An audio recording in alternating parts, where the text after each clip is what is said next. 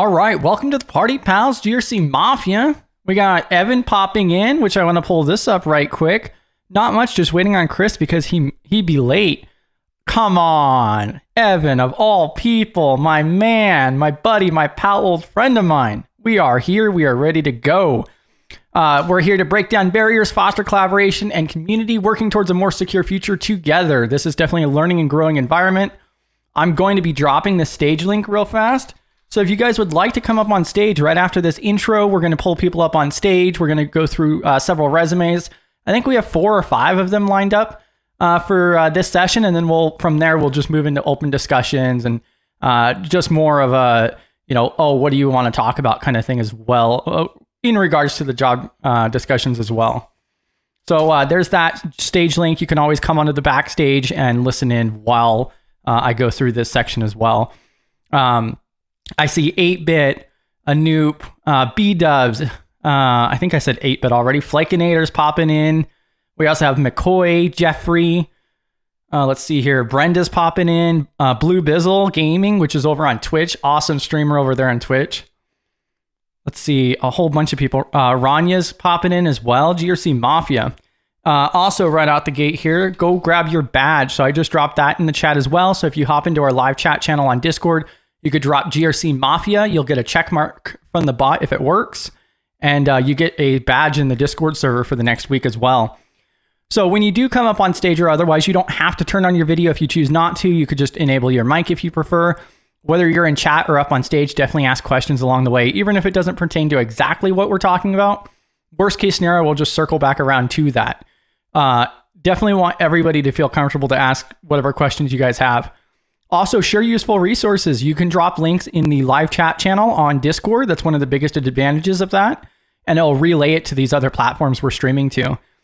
And then also, if you do share something that you don't want to be public, just reach out to me on Discord or LinkedIn. You can also contact me at contact@studygrc.org, and we could go see how we can get that redacted. Now, definitely don't miss out on B-Dubs' content here. So those links are going in the chat as well. She's putting out a blog article every single Monday and doing the CISSP study group twice a week on Tuesdays and on Saturdays. Those links are going in the live chat right now too. And then, of course, we have our website, which is going in too. We have the different platforms we stream to. We also have our calendar, and the resources page are kind of the highlights of our website there. I'm hoping to do something a little bit different with the resources here in the near future because we have an overabundance of resources, and just doing a plain old list is just not really effective on a larger scale.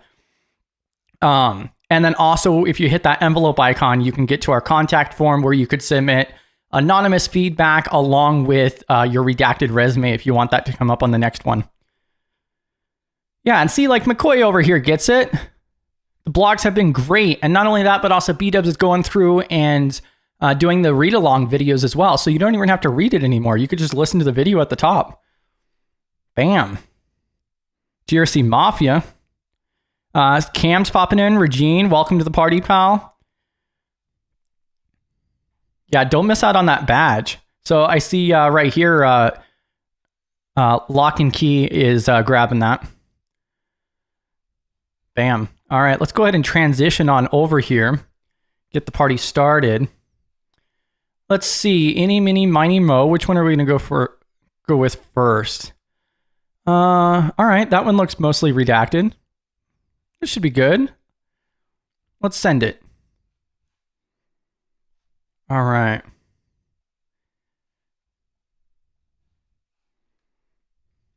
Bam. So this is going to be the first one we look at here. Let me try to organize this a little bit. I may open this up in another tab. We have an import option here as well. I think I tried the import option before, and then it just shows the whole page, which is just even worse.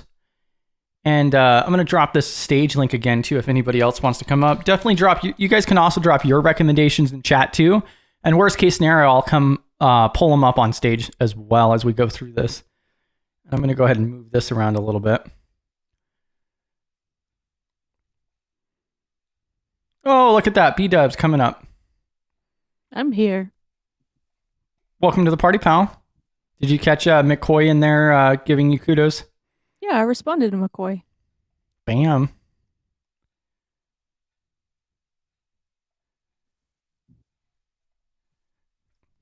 Oatmeal raisin or white chocolate macadamian person?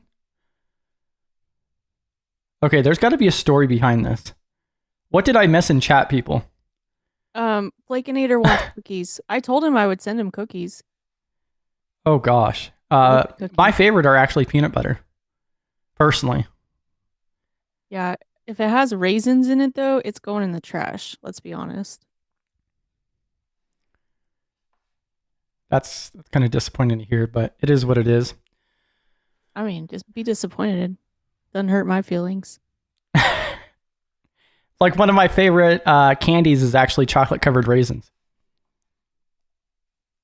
I mean, that's look at look at 8-Bit over here. Gonna hop up on stage, put himself out there after he gets some coffee at 6 p.m. at night. Straight up GRC Mafia. Yeah. I caught on now about the cookies thanks to B-Dubs over here. Oh yeah, no worries at all, Flakinator as well. I've actually looked with Restream on mobile and it doesn't seem ideal. But that's terrible. all right.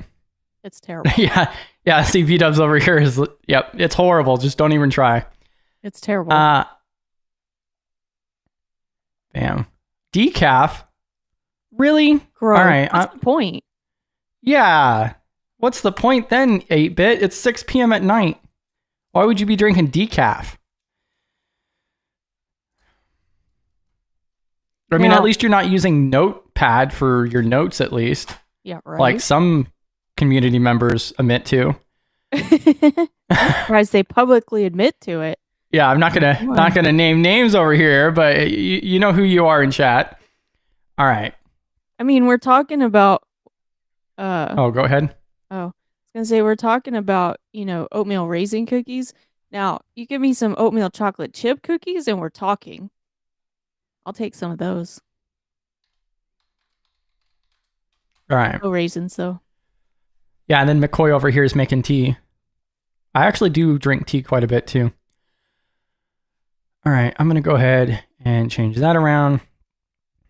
All right, so on this one here, hopefully you guys can see it well enough. I'm going to double check here, but they have all of the good details up at the top. This seems to have a lot of information, in my opinion, which isn't a bad thing.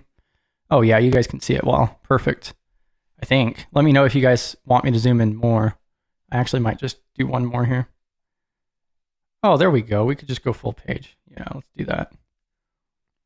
Maybe that'll disappear. Maybe not. All right. Yeah, maybe it won't. All right. Let's see. I'm going to just throw all of these into here directly.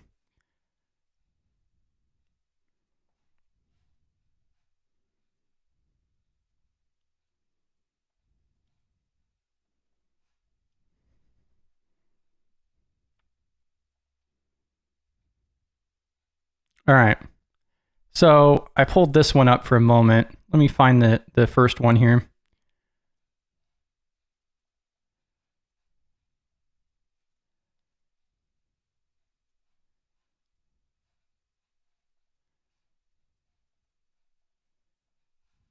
All right, there we go.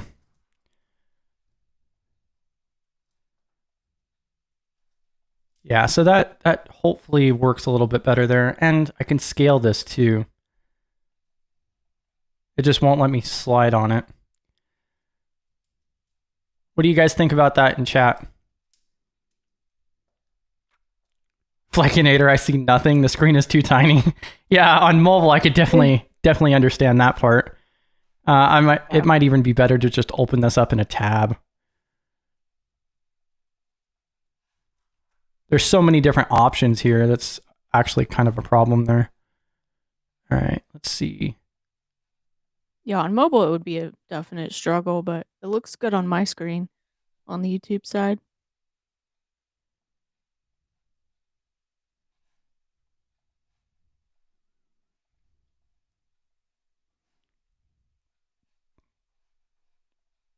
All right. Why did that one not open? Oh, there we go. All right, here. This is what we've typically gone with anyways. So this is the same one that I had up a moment ago as well. Oh, might help if I do this. Bam. A little bit bigger. There you go. Now you might be able to read something there. Thanks there, Brenda, too.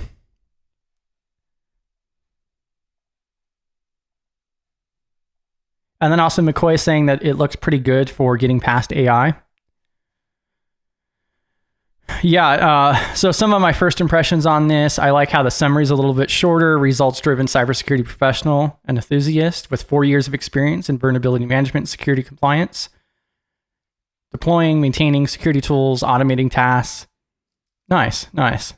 And then also right there at the very top, they got their skills listed out, what they've worked with. Like, look at the different platforms. That's pretty straightforward. And yeah, just like McCoy was mentioning, is for the AI, for the ATS systems, like those keywords are probably going to help quite a bit. In order of most to least experience is one of Flakinator's mentions here. I agree with that. I don't think that's necessary. Yeah. It makes it too wordy. It clutters the space. I'm also going to call out, I'm pretty OCD, but on the left-hand side, it doesn't align the text with the titles. I don't know. Oh, yeah. Are you sure that's not just indented on purpose? Because, it doesn't even align with the first paragraph either. Yeah, even if it's on purpose, I don't like it. I'm going to be picky on it. I'm going to call it out. Yeah. Yeah, and like especially the typos and the formatting, I think make a really big difference. So, because it's little things like that, listing something in here like attention to detail and then your formatting being off, I also don't like that there's not a separation from the title and the contact information to that first paragraph. It all blends together. So whether that's putting a title there like professional summary, or if it's just giving another space for a little bit of separation. So one of my mentions here though is I think that there's maybe too much space at the top, but I do like the fact that they put the full LinkedIn link in there too. That is definitely a good thing. Rather than hyperlinking text, just put the full LinkedIn link in there, which they did here. So I can call something out on that. I was talking to someone the other day, and one thing you need to watch is some people will hyperlink it and put like LinkedIn and then put a hyperlink. But not everyone has the ability to click on it, and sometimes they disable those links as well. For security purposes, don't click the link. But so it's best to probably, I know it looks cleaner to hyperlink it, but it's best to just put the full link there. Yeah. Yeah, and so also McCoy, I believe, is the first one to mention here on too much listed in the tech stack and so forth. Yeah, that was going to be one of my other mentions there too, is that a lot is listed in there. I think that is a good thing because it is an individual with 4 years of experience in vulnerability management and security compliance. But yeah, depending on the position, like this is something I would expect for a senior role though. I don't think it's too much, personally, for a senior role. As long as, they want all of that, they're looking for someone with all of that, then yeah. Yeah. Another thing is there's a space between each of those. I know I'm being picky, but there's a space between each of those technical, from cybersecurity to platforms. But then if you look at the rest of it, that spacing is not consistent. It's only in that technical section. That's just to prove that it wasn't copied and pasted from ChatGPT. I mean, it's messing with my eyes. Yeah, and also Cam also mentions that the full LinkedIn, that they have the shortened hyperlink on theirs, but the address is a good call. And Flakinator also mentioned too much under cybersecurity, overwhelming, and there's possibly letting a person go. They will cost too much. Yeah, I think that kind of varies though, because I wouldn't see this particular individual applying to the entry level roles. I'm sure you could weed that down a little bit more and be more specific on it. But also at the same time, if you're hiring, a senior level, security analyst or whatever it is, like, I'd be suspicious if they only have a couple tools on there. Yeah. So, yeah. That's one reason why I say, like, it's not, I don't feel it's too much for somebody with 4+ years of experience. Now, and a lot of these tools I find fundamental. The other side of that is what I always say is taking out that skills section entirely, but wrapping, like weaving all of those keywords into your experience section. And then they see when and how and why you used all of those tools. So it gives you a chance to kind of give more information on it, and it takes out that entire section off your page. So it's a great way to shorten it up as well. Mm-hmm. I've also noticed right there in technical proficiency, order of most to least experience. I don't really think you have to put order from most to least experience on there. Mainly because, like, if you know a platform, you know it. As some people know platforms better than others. So, I mean, as long as you know how to use it. Hold on. Yeah, I 100% agree. Yeah, and that was one of the mentions too, but I'm more concerned about the fact that you're not in the dark. Yeah, it's really confusing. What the hell's going on here? Is this resume really messing with my eyes that bad, or? Yeah, is it the glare from the white resume? Is that what's going on, or? No, it's just my window's open and it's still light outside, so usually you see in the dark. They make curtains for that. I do have blackout curtains, and I have thought about it. I have a window right here too. There's no light coming through it. All natural light. Yeah. But yeah, that's a really good mention too. Was there anything else on here that you see as well before we scroll down? Just what B-Dubs was saying, it's actually kind of bothers me a little bit from the cybersecurity under proficiency, how it's in the middle there rather than, kind of aligned correctly. And I think, you guys were saying whether or not they did that on purpose. I think they did, because I think they wanted to have probably whatever subject and then just kind of have it all centered out. That's what I believe. But because, I mean, it looks the same too when you look at platforms. That's kind of right in the middle between the two lines there. So that does kind of mess with me a little bit. Well, I think it would be okay if they want to indent it like that and it's consistent throughout. I think it would be okay if there was a title above that professional summary. I think that's what really throws it off, is you have that top paragraph there and it's indented, and it's like, why is it indented? That you don't normally have indentation right there. Yeah, I agree. But I think if there was a title or something that matched the others, then it would I think that would help. And one other thing too, I would put, if you're going to put technical proficiencies in the like platforms, languages, and other than tooling, I'd probably put certifications within its own area.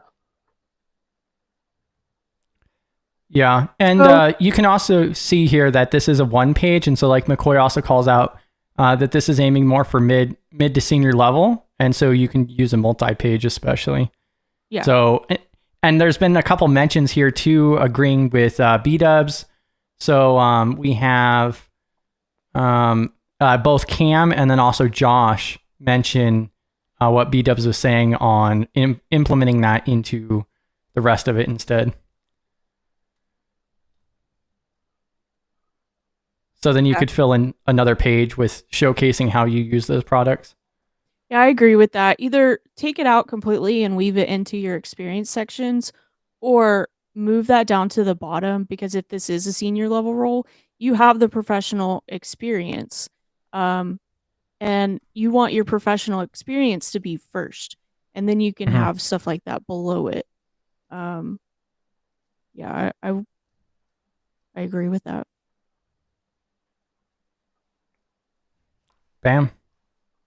Now, if you're looking for entry level and you don't have that experience, that's when you put your certifications, your education, and your skills towards the top. Oh, I also forgot. The giveaway was today. Gee, see, I am horrible at this. I just double checked that. And so, yeah, the giveaway went out. And so Cam actually is the winner for that. Congratulations, GRC Mafia. Congrats to the Way winner. to go, Cam. Yeah, did you see that? You know, you could see the halo on 8-bit over here. Yeah. But you also won the giveaway for the HIPAA ticket for the virtual conference on the 10th and 11th. Bam. Yeah, just DM me and we'll get that over to you. Here, let me go ahead and scroll down a little bit here and we could see the rest of it. Professional experience. Yeah, and especially with this being this is not very much information with 4+ years, but you could see, so 2022 to present. So, and then other relevant experience. So from 23.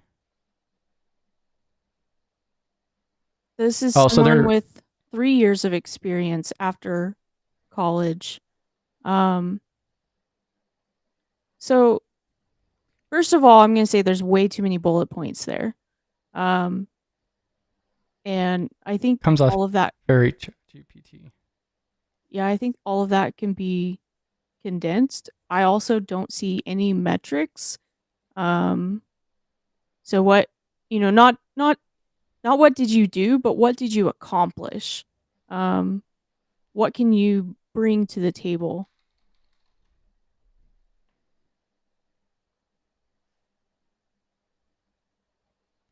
Yeah, and so we've mentioned this a time or two before too about the STAR method, and so I'm going to drop a link in chat that talks about it.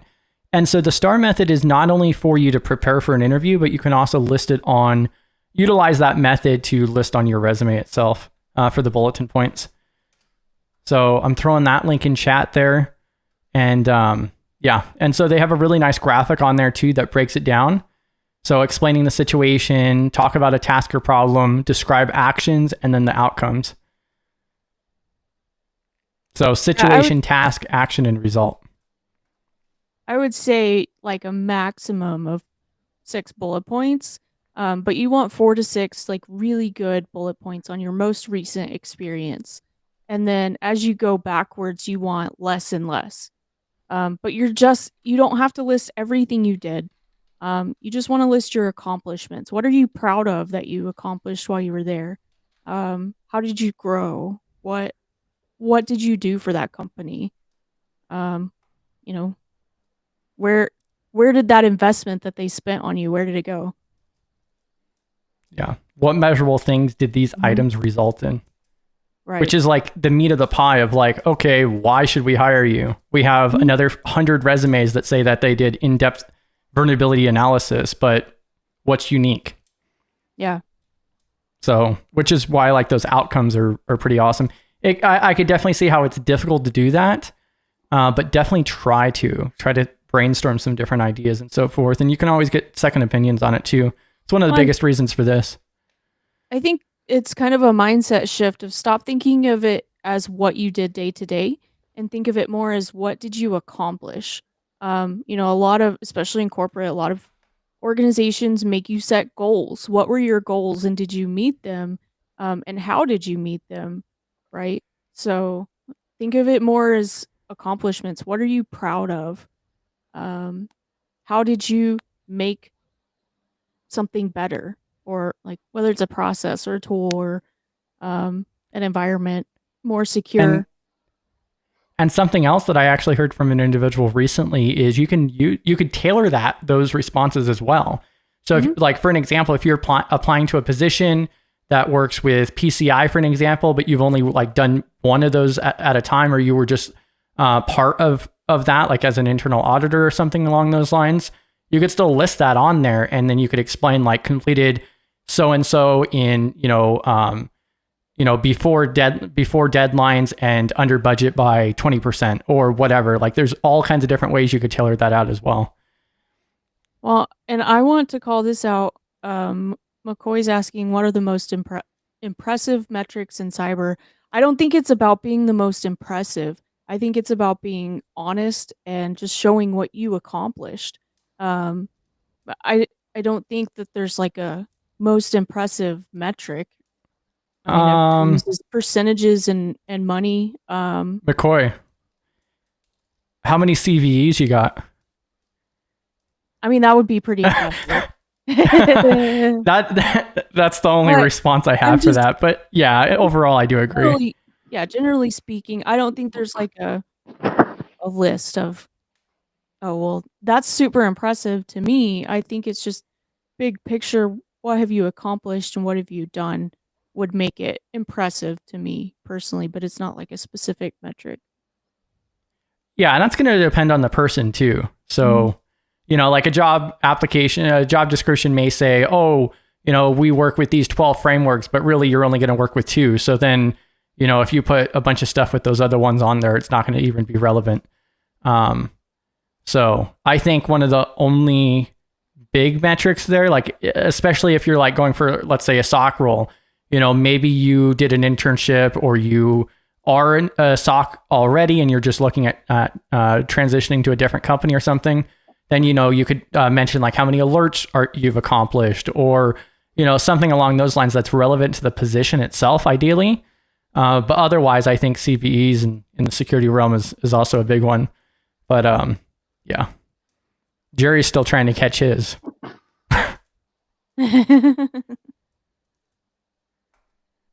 How many CVEs you got, 8-bit?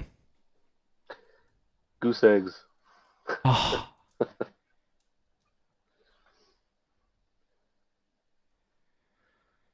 Let's see. Cam mentions, I try and think, what was my, or how did I add value? Yeah, and like that's really what it kind of coincides with, is like, how can you position yourself to be of value to this new potential employer?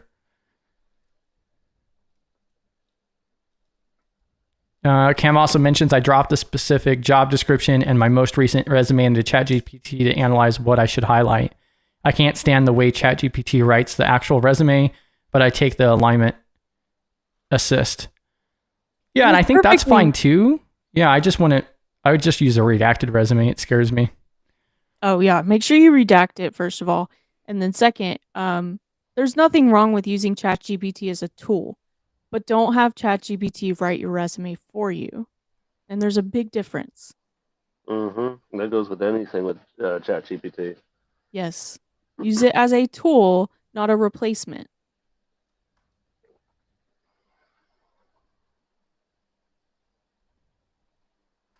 Facts. All right, let's see here. Let me pull this off. McCoy also mentions that makes sense. What I'm trying to say is that when you tailor your resume to the job, try and think of what you have accomplished and should show off your skill set. Basically what you said. And that's in regards to like, to show your most impressive metrics. Yeah. Rosnier, personally, I collaborate with generative AI to help create bullets or change my perspective. 100% make sure you don't copy and paste. Yeah, it's great as like to proofread and brainstorm with and so forth. And like, I think I showed before on just like copy and pasting it into Gemini, for an example. You could do the same thing with ChatGPT. You prompt it with the job description and then you prompt it and say, hey, moving forward, treat this as a real world interview and then provide me an overall rating for my responses. So that's actually a video I should schedule as a special stream next month, because I've been meaning to go through and do a video dedicated to that. But the outcome for the conversational feature is really impressive.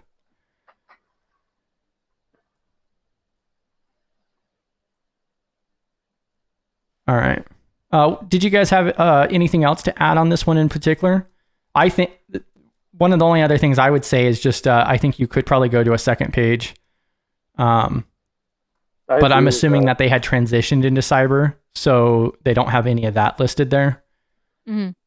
That kind of makes me wonder, though, if under the professional experience, if the reason why that one piece has so many bullet points is maybe it's because that's most of what he has. I don't know that, but I agree. You can if there's other work experience, I would try to include that. Even put it on a second page if need be.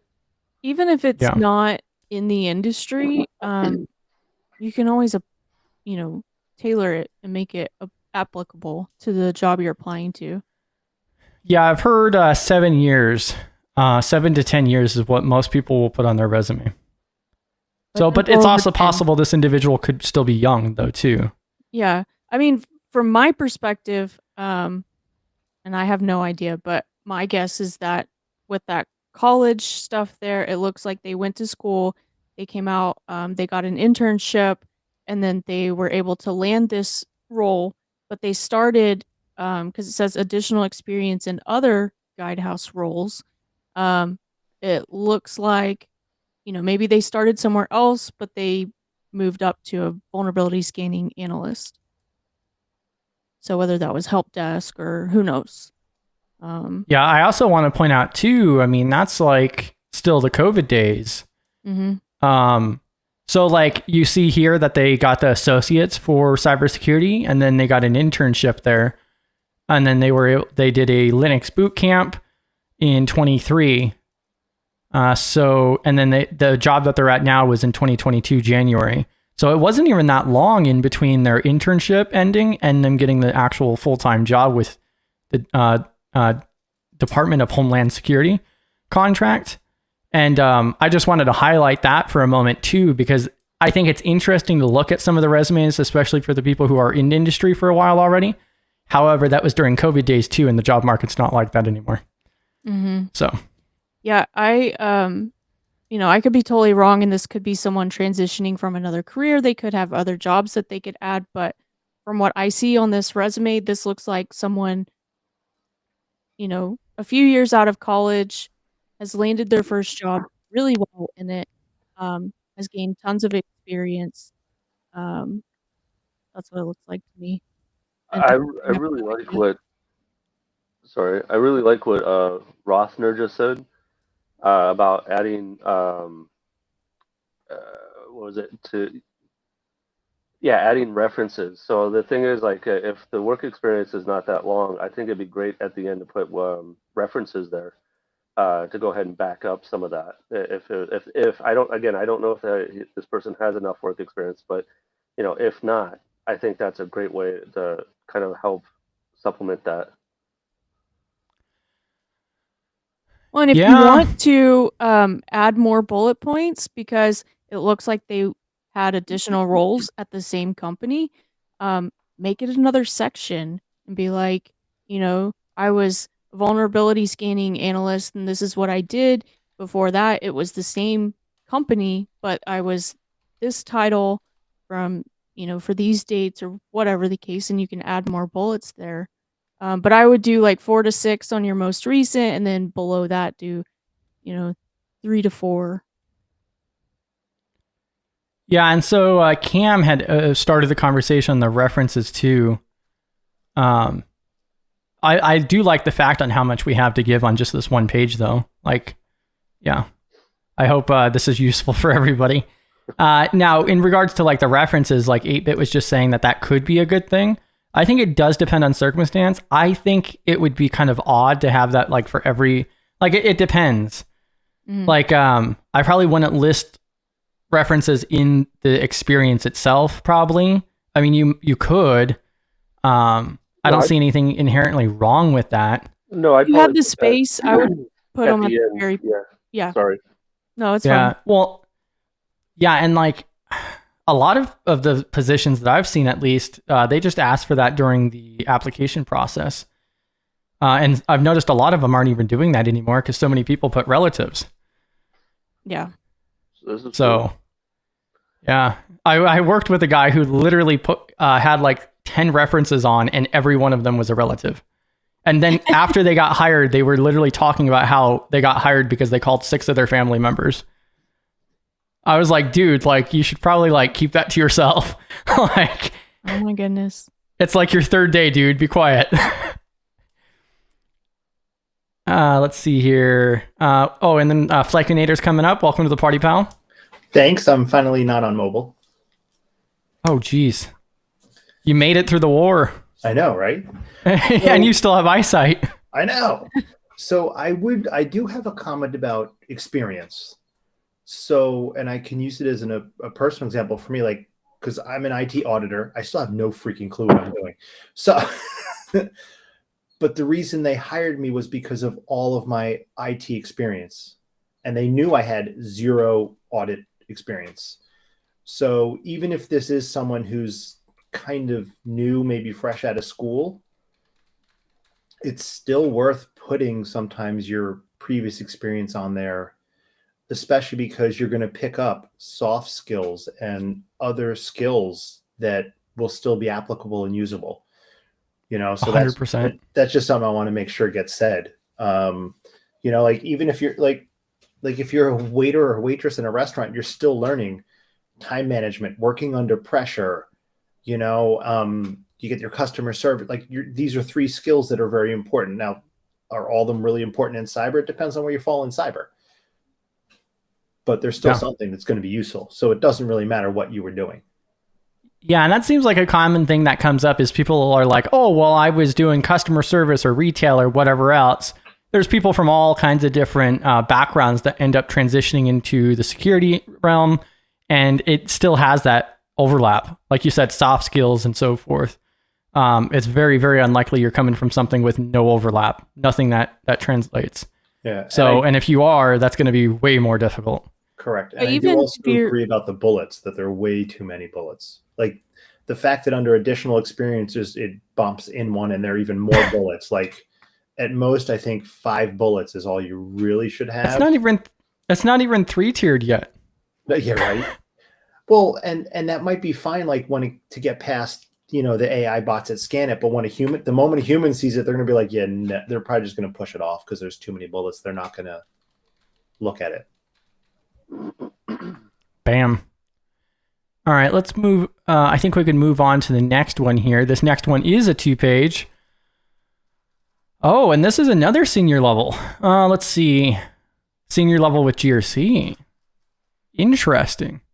I just want to verify that, their phone number, address, all of that stuff's, copied and pasted real quick. Bam. All right. As long as they have their social for us to all see, it's all good. Yeah, exactly.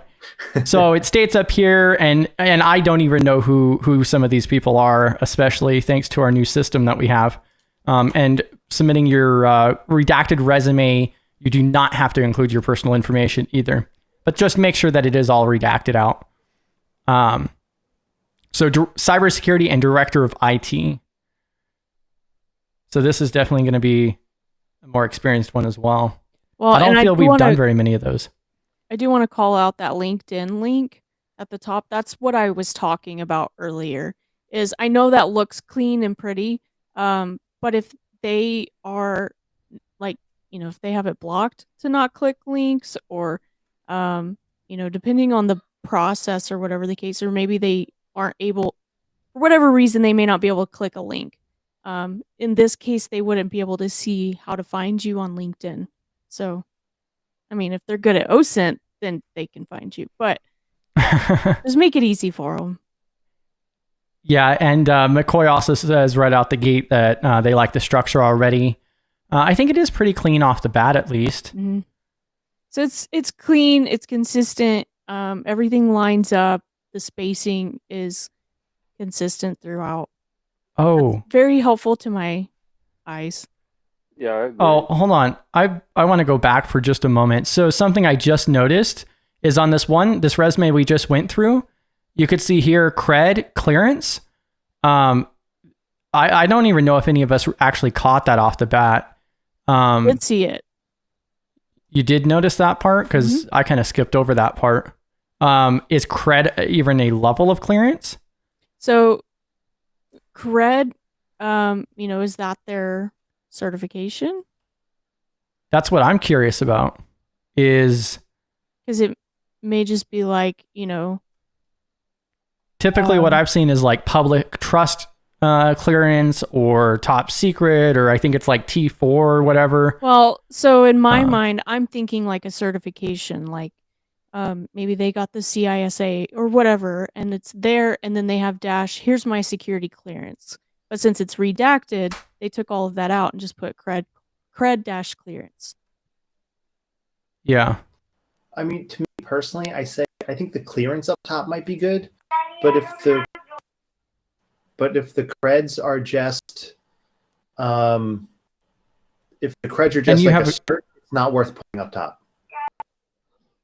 Yeah, and it shows that they have the pen test and security plus and Linux plus.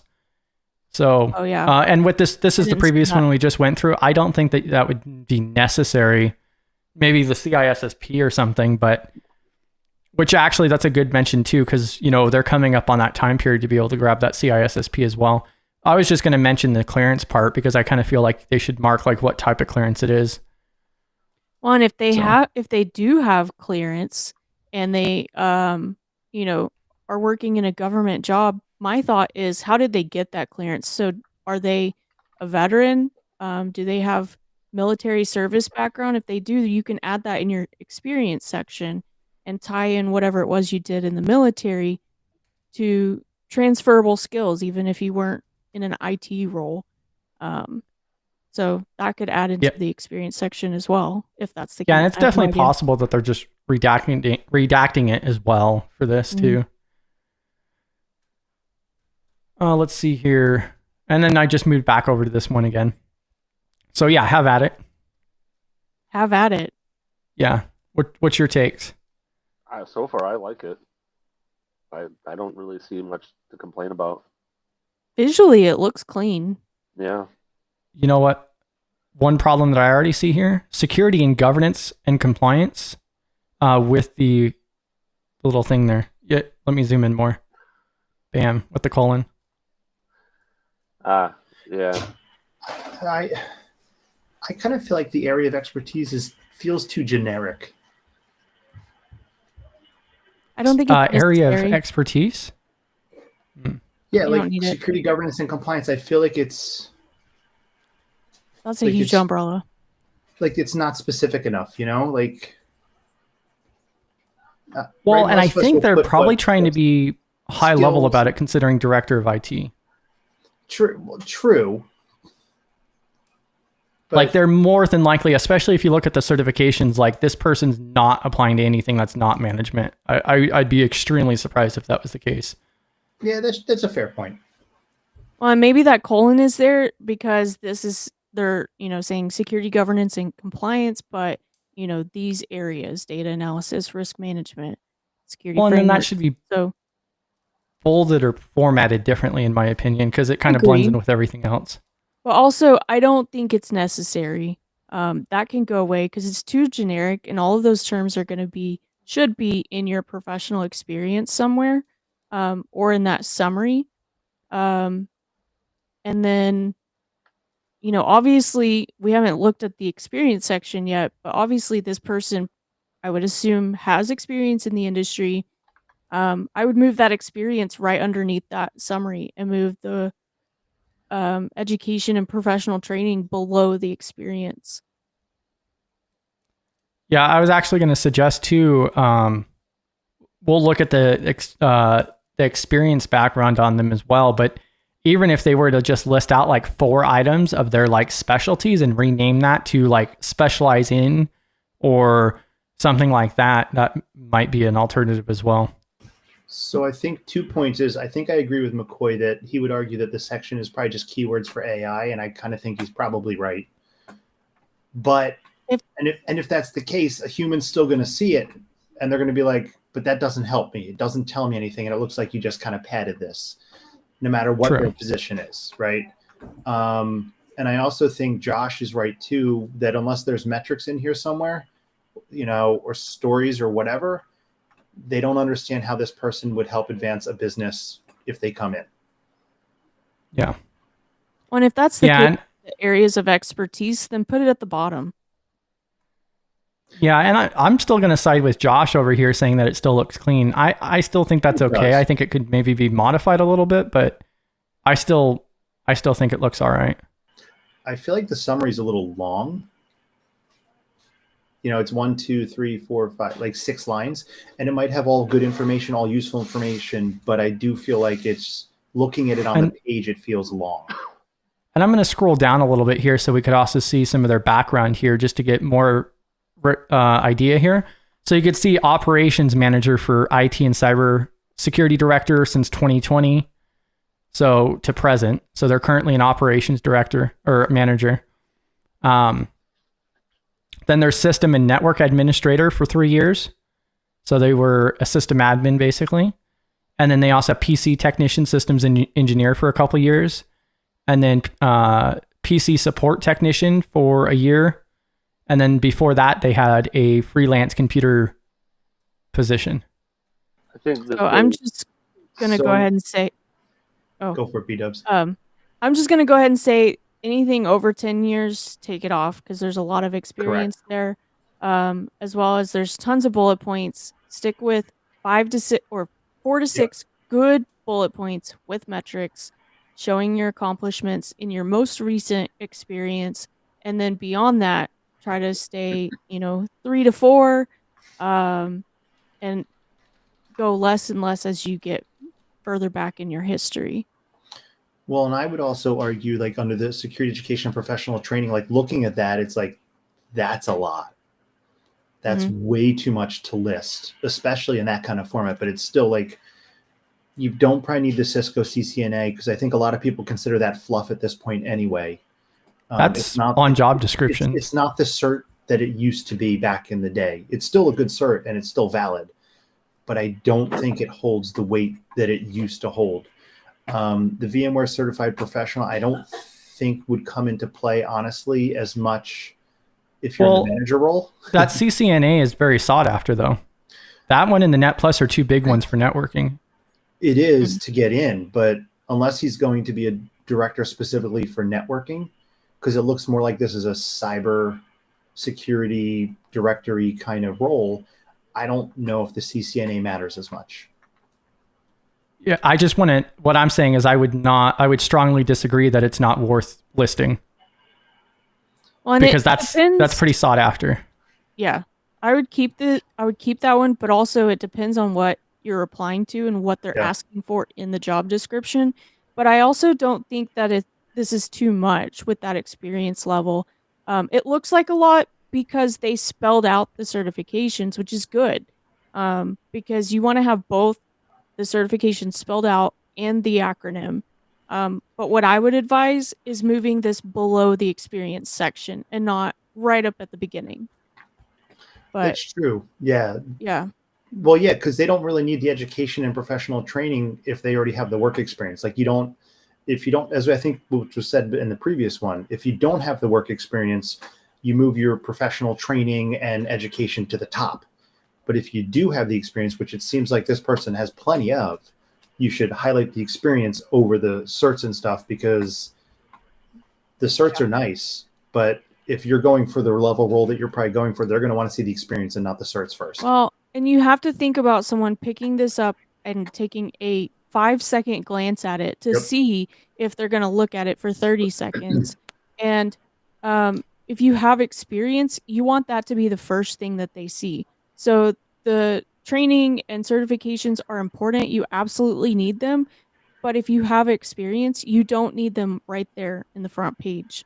You want your experience to show, hey, I'm an IT and cybersecurity manager. I want you to see that first, because that word manager is going to stand out to them. Correct. Yeah, and also cyber research is in agreement with that section too. Also, in regards to certs, we also have Nathan that says that they got their CCNA a month or two ago, and it hasn't seemed to help much.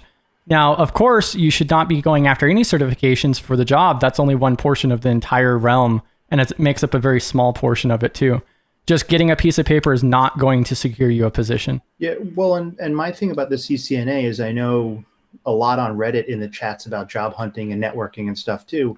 People are saying like it's a good cert, but it doesn't hold the weight it held like 10 or 15 years ago, at least for people going into cyber. It's still totally good cert, and if you're going the network route, by all means, pick it up. But if you're not going the networking route, it's not really where you want to go. And then they also even are telling people, which makes total sense, like, don't go for your CCNA if you don't have. But your other who's stuff, these like your people saying that? Like, get the basics first, and then go for something like a CCNA. But this person's actually done the job that required the CCNA. So for them, yeah, it makes sense. So like one of the big fundamentals in security though is networking. And that's like one of my weakest points. And it makes it way easier to understand how things operate when you understand networking, because it's in everything. So and yeah. Well, and so that's why I was like pushing back on that a little bit, is because if you're going to be a manager for a SOC center or something like that, having a CCNA or some networking background is hugely beneficial to that aspect. Right. And that's why like I was pushing back on, taking that off. But that's also why I wanted to pull Nathan's up here too, is because a lot of people are under the assumption is, oh, I'll just get the CCNA and I'll be good to go, or whatever cert it is. Well, and I wanted to mention that too.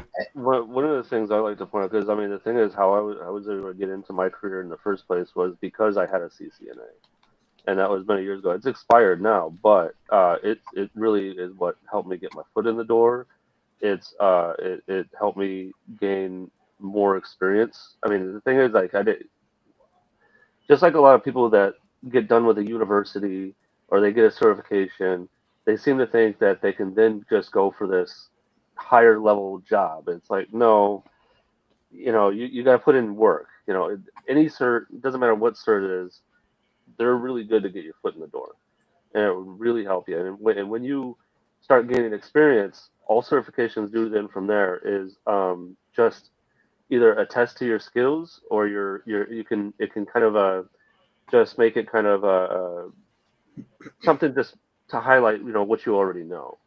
It shows that you're up to date. I wouldn't sit there and say the certs are the end all be all, but I agree with the with Chris there that CCNA is still a good cert. I would sit there and say, Flakenator, you're right. It doesn't hold the same water it used to. Yeah, it doesn't hold it.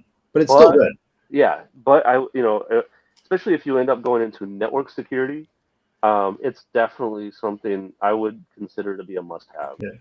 Well, and what's interesting is I know, like, I was listening to Defense in Depth today, and they were talking amongst CISOs there, and they were even talking about like this misconception too of like people get the CCNA and they look for the job and they're like, no, especially for cyber, they're like, there is sort of an entry-level job in cyber, but not really. Like, even they were all recommending do help desk for a year or two, because you're going to learn such crucial skills there. And then you can step into what's considered maybe entry-level in cyber. But it doesn't mean, that when you have no experience, and I'm not saying that Nathan McKnight here does or doesn't, because I don't know him or any of that. So I don't want him to think that I'm saying that. But so about how the misconception of entry level in cyber is it's not truly entry level. It's more of, you need to have a little bit of, they really want a little IT experience behind them first, because you're going to learn the skills, you're going to learn some of these basics. And unfortunately, the certs, I remember when I was coming up, like, you'd get the A+, and they'd be like, well, yeah, that's the equivalent of like 6 months of experience. And I think it used to be that way. But I don't know if companies consider certs X amount of experience anymore. I think they just consider it a cert. Yeah. Well, and I was also going to mention there too, is I don't even really necessarily like the CCNA. I've heard a lot more better things about the Net Plus, because the CCNA is Cisco, but it's still on job descriptions as well. And I was going to mention this too, is that Simply CyberCon 2023, John Strand even did his presentation. There are no entry-level jobs in security. Correct. Which kind of plays on what you were saying there as well. And other people started talking about this as well, especially following this, because it's true. Like, it doesn't exist. There is no entry level. You have to upskill. Yeah, what's considered entry level basically really means you have 1 to 2 years experience, not 0. You need to at least have some. Which is why, like, a lot of people pivot in from help desk and things like that too, and so forth. And I also wanted to mention too, you can also see that they put the CCNA at the bottom too, and that's below like the master class and Accolade and so forth as well. So here's they may even have that in the back of their mind. scroll down, Chris. Where does the system network administrators still at 2020? So they still, okay. Because I was 2020, asking yeah. because right at some point that might 10-year out. And then it's like, well, Correct. do you keep it? Do you not keep it? Like if the Yeah. work experience times out in the sense of too much time, you also, I think, have to renew your CCNA, you know? So then it's kind of, I don't know. You see, So, and like Rothmere saying he learned a ton studying Net Plus. And then I was just reading that. When you do the CCNA, you realize you do next to nothing because the Net Plus is to give you more of that generalized experience and knowledge. And the CCNA like is basically then like the deep dive into it. But it's so heavy on the Cisco products, is my understanding. And I think that's part of the issue people have with it. Well, the thing is, it is vendor heavy, but the thing is, when it comes to Cisco, in my opinion, the learning material, as you just said, you get a deep dive into how networking actually works. Like, what is a routing protocol? Like OSPF, BGP, EIGRP. What is STP? You know, having to deal with spanning tree protocols. Getting into know these protocols, Cisco is going to teach you Cisco, but all those things are pretty much the same across the board. Whether you're using BGP, spanning tree protocol, if you're going to be doing ISIS, I mean, all those things, pretty much the same across the board. It's just, whether or not the other product uses a GUI or the command line's different, because like Juniper, their command line's different than Cisco, but again, they do the same things. They use the same protocols. Yeah. And then also Nathan says, guess I should submit my resume, but I felt like it was more networking than it was cybersecurity. So the best place to check out our schedule too is go to studygrc.org, click on the calendar, and then you could look at all of the upcoming events. The last Thursday of every single month, we have the group resume review, which is what we're doing now. We do all kinds of other stuff too. We are GRC focused. However, as you can see too, is it has a really huge overlap with cybersecurity and so forth. So yeah, definitely wanted to throw that out there.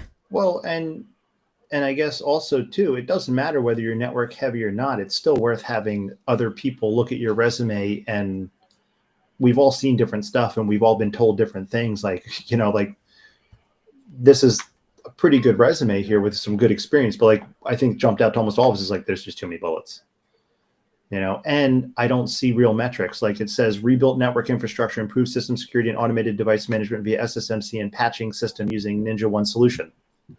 But there's no metric to go with it.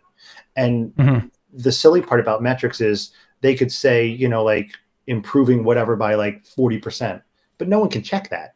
But is it more hands-on too? I don't know. Yeah, it is. But still some kind of a metric is what, for some reason, people want to see right now, even though they can't truly verify them. Yeah. And also, like what you guys were saying earlier regarding the bulletin points here. Yeah, all of this experience here, way too many bulletin points. I've heard like no more than 4 or 5 for your existing, and then you want to keep the rest of them down to like 3 bulletin points. Well, and some of those are really short too. So you could easily add metrics, put some more information to what you actually accomplished. It can go up to 2 lines for each bullet. But yeah, just add some more information to them. And I think that also goes to show too that they could take their areas of expertise out, because they mentioned, I'm pretty sure, all of that down here. But yeah, definitely condensing these down. I think for a more senior role, maybe they could push 4 or 5 each for the related roles. But I still say 4 to 6. So depending on what those accomplishments are, I would max out at 6, but keep it 4 to 6.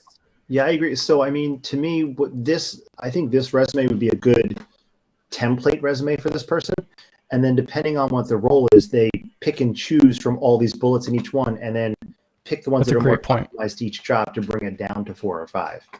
For sure. I think that would still work. I also think, like B-Dubs was saying, the experience from 2012 that ends in 2012, it's time to get that out of there, and probably the PC support technician, because it's from 2014. That one's iffy because we're still early 2025, but 10 years is usually the rough cutoff they like to go with. That's over 10 years. Yeah. Well, but it's really, it's really still early. It's I just would over take Yeah. it off. but it's still typically the 10-year mark is what they're saying. Also, there's Yeah. an extra date floating over there to the right of that PC technician. Oh yeah, there is. Looks like they had it Okay. that way before, and then they moved their dates. Missed one. Yeah, and I don't, especially considering this is only 2 pages and they would tailor this down, I think I would probably cut it off at this 2015 one. Yeah. And then remove these last 2 here. Honestly, something So- else I would probably do is, so if you look, the stuff doesn't match up with the dates anyway, because the freelance computer service engineer, the date is right after that title. But for the other ones, it's not. See, the years are like, it should be PC support technician and then the years they were there.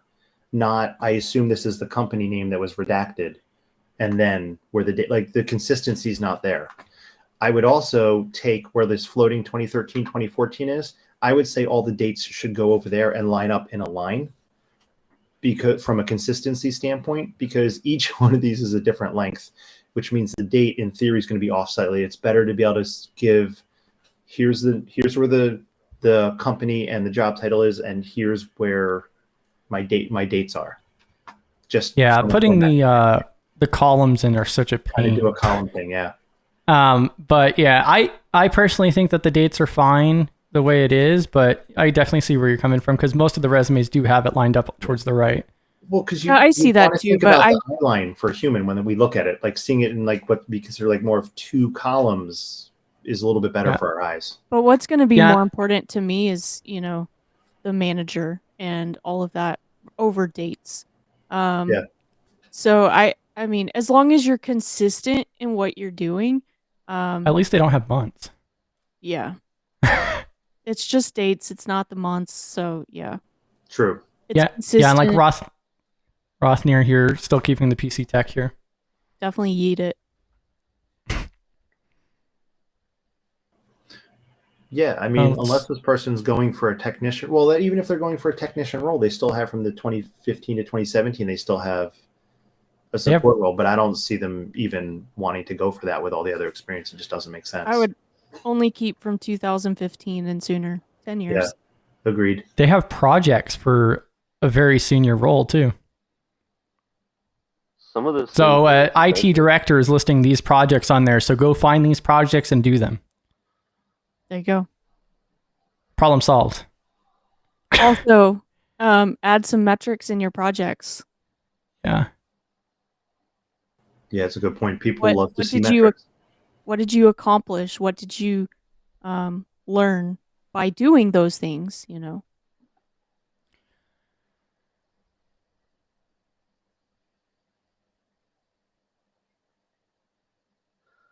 Yeah, I'm reading over the projects here and so forth. I feel like some of it's a little redundant with the section at the top, where they talk about, I forget which section it's called. They called it at the top there. Skills of expertise, I believe. Yeah. And the thing is, like, if you're gonna do certifications and skills and expertise, like maybe I would put the certifications at the top where that is, but skills, expertise, I'd probably mix in with cybersecurity and projects, so that way it doesn't feel like it's a little redundant. Because, I mean, you see he's learned about this and that, which is great, and it's just my opinion, but it makes me feel like it's kind of redundant, because he also put up there, like in the beginning at the top there, like he did the master class for Simply Cyber Academy, like, for example, and then right there at the bottom he's like, well, he learned about this. It's like, okay, that's nice, but do you see where I'm kind of looking at the 2 areas? I would with it being redundant. I would take out the areas of expertise on this resume. I also wonder, the GitHub, it says style sucks. Yeah. Well, and that's what I was just trying to showcase a moment ago, and I was going to drop it in well, I chat. don't really even like that name, and I'm just being extra critical. But I'm just saying,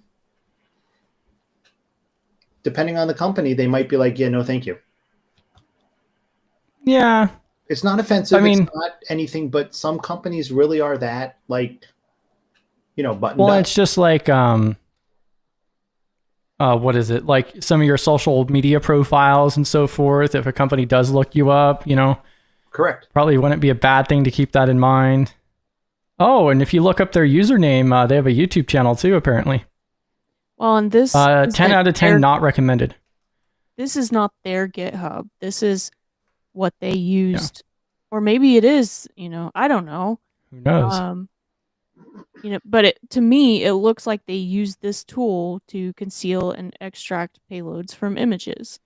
So personally, if it's not theirs, I personally don't think they should list it on their thing, because there's no telling what that could end up becoming at some point or doing, right? Mhm. If someone jumps into it and does something to it, that's So it's not yours. You don't know it. You don't control it. I mean, granted, it's GitHub, so in theory, you potentially don't control any of it. But if it's not really theirs, it's be there. well, But if it is theirs, they need to specify that. Yeah. yeah, and I think it is their GitHub, and the reason I think that is because the account doesn't have anything else public. So I think it is a project that they made. One of the things I was going to mention, though, is that I don't know about you guys, but I don't even know if I would list that project for a senior role. I feel that's pretty elementary, pretty fundamental. Well, and I feel like that even might be more of a red team side, right? Or blue team side then, right? Wouldn't that be more of a red or blue team kind of skill that you'd really be showing off than It could be either depending on the use case. Yeah, because it's conceal and extracting. Yeah, I mean, it could be purple, but yeah. But yeah, like I've seen YouTube videos that walk you through that process in 5 minutes. It's not. I wouldn't consider it a very complicated process. So I don't even know if I would list that particularly for a senior level role. But that's just me. I kind of feel like they could have some better projects that they've done over the years, like home labbing. Like they have network technologies and network security here. They list out a bunch of stuff, but I feel like they're not really being very detailed on like what they mean by that. Like I would expect something more like some details on home labbing, like what kind of systems have they deployed on their own, or did you like during these jobs did you go through and like do some massive deployment or like what? Like the projects don't have to be personal. Well, yeah, because I would say like learn about implemented and configured protocols like SSH. Well, okay, I have it turned on in my house. Does that mean I configured it? DHCP, my router's running it and I know what it's set at. And I change the range. Does that mean I learned about it, implemented and configured? Like leaving it generic like that leaves it up to too much interpretation. Yeah. Well, not just that, but just from looking at the security. I mean, first, I know I already brought up the line item up at the top there about their learning, but then also just with their whole area of just their experience. Again, I just feel like there's a lot of redundancy here, and to be honest with you, I don't really think it needs to be included at all. Whoa! Just eliminate. Man, I got to get my samurai sword next to the computer for these streams now for 8-bit over here. Yeah, that's my opinion, but I mean, to me, it just feels like this last bit is just redundant. And to be honest, with their level of experience, I don't really feel the projects are even necessary. And if they do list projects, which I think is fine if they choose to, I would just try to be a little bit more detailed and showcase more senior level stuff. So especially the steganography section, I really think that's pretty simplistic. Oh, the steganography. So that's kind of surprising.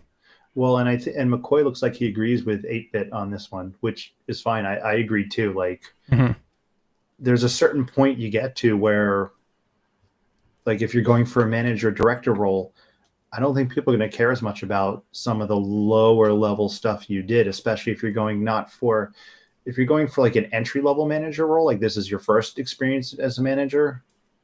Okay, they might want to see some of that support stuff too. But if you're going to like director or the next step up and you already have a lot of that experience, the lower level stuff, no one's going to probably concern themselves with as much. And they might ask you some of that in an interview if you get the interview anyway.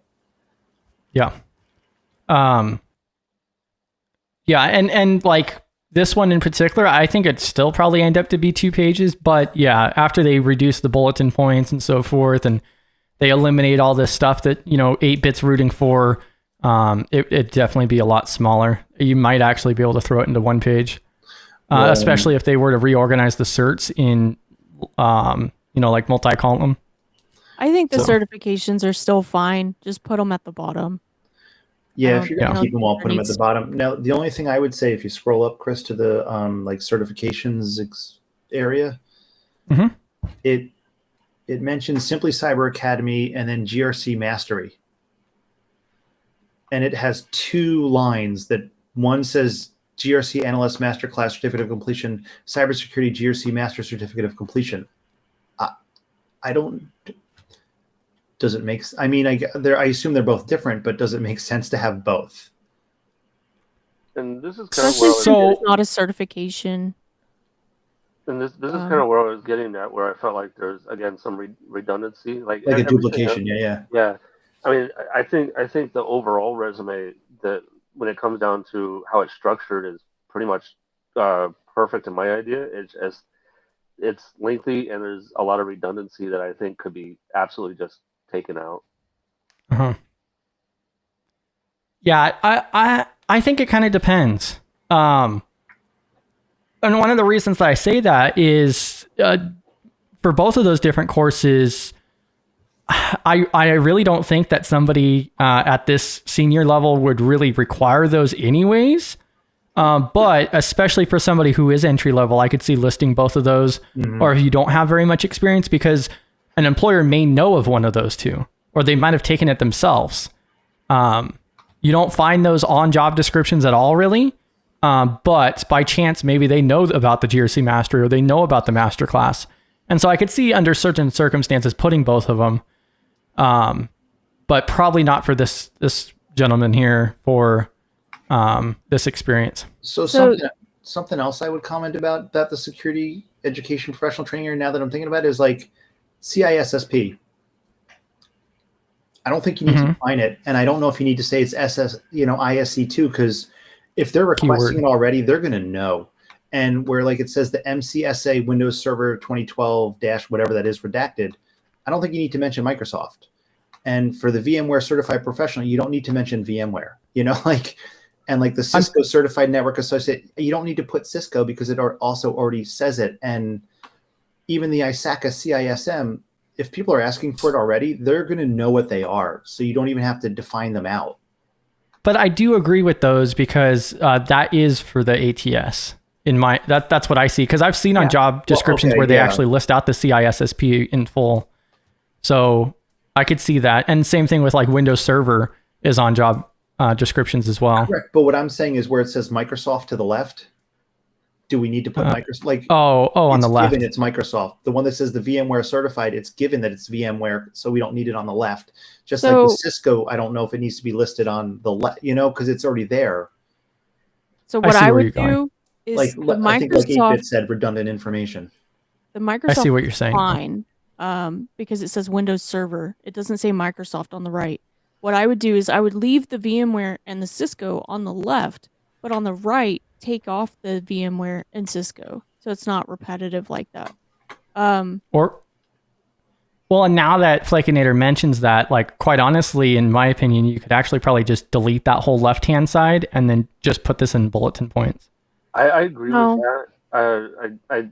I think that is kind of also, I feel like I'm being redundant and saying redundant, but yeah, I agree. The whole left-hand side, I think, can be just taken away, because you should, if you know what a CCNA is, you know it's Cisco. And not only that, though, but I am seeing a lot more, too, in this area, that he bundled up certification and education. Again, I think I would kind of separate the two. Your education in its own little thing and your certifications in another. I would also bring up, because I just did a quick Google search on MCSA just because.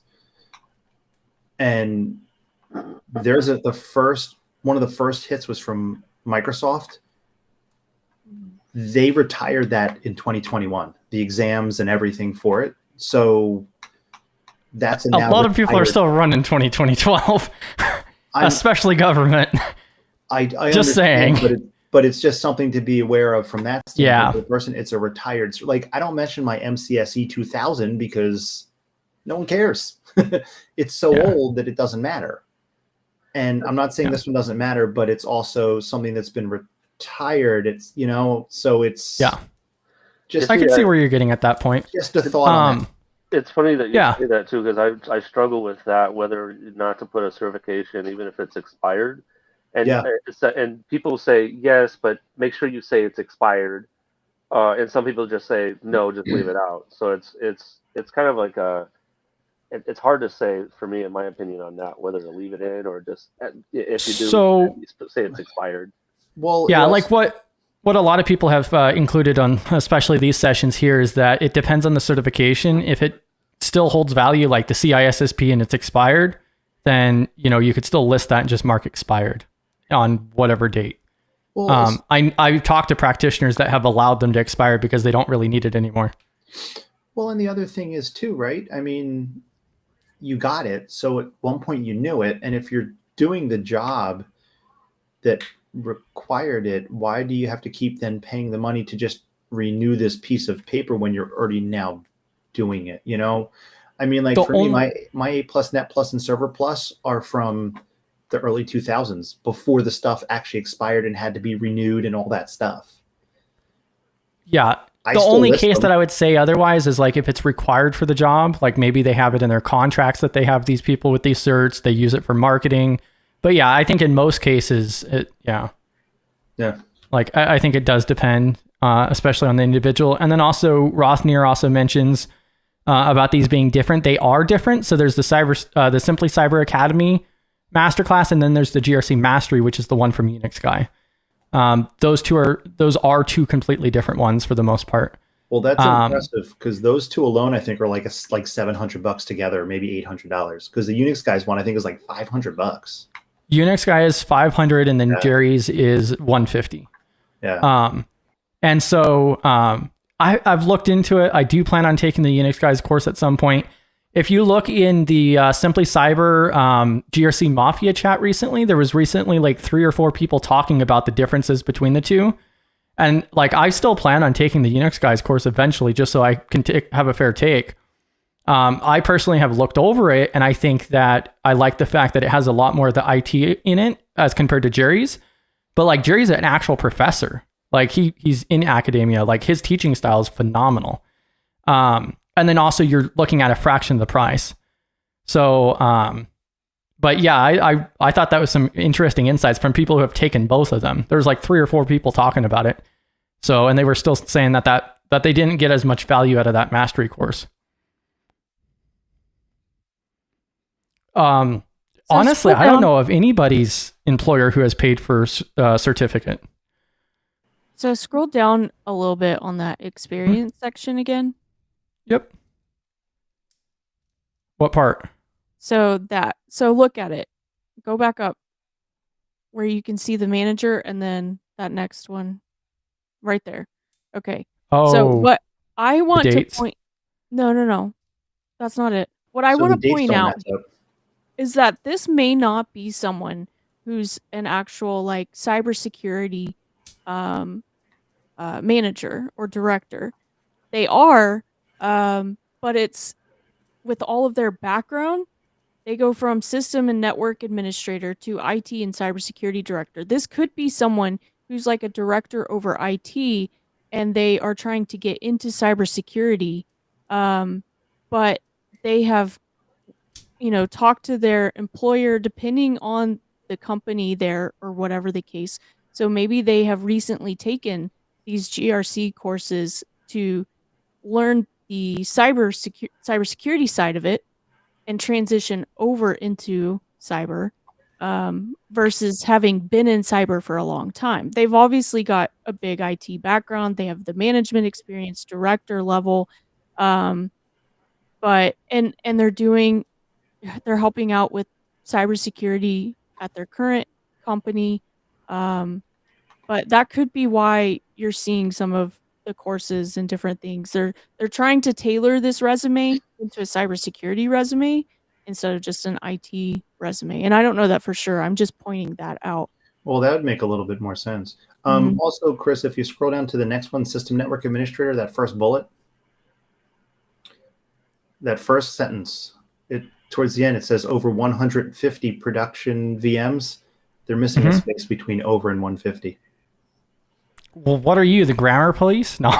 Yeah, I kind For of am. real. Yeah, it's little things like that that can make a big difference. Well, and if you scroll back up to the first experience, like we noticed, there's two different date ranges. Which one's the right one? Yeah.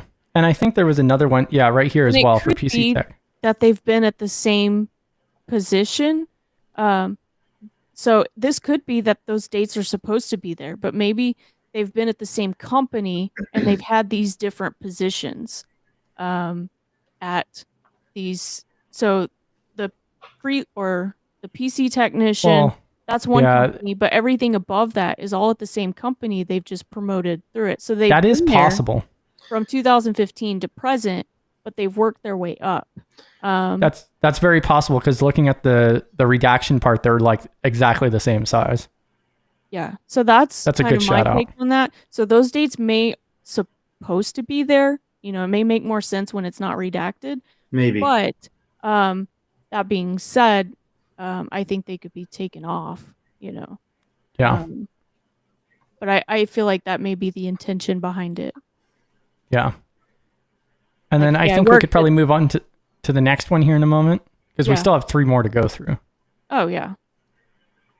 I do want to shout out Cam again for winning that giveaway that we do every single month. So the first week of next month, we'll go through and list out the next one. We do one every single month. And then also for those of you listening, I'll give you guys some insider knowledge that Simply Cyber Academy on the GRC Master Course may or may not have a discount code coming up in the near future. I mean, you never know, but if you pay attention, then you may see it on social media in the near future. But Oh, nice. yeah. That was a good course too, the mastery course. I did that. I liked it. Yeah. I want to go back through it again just for fun.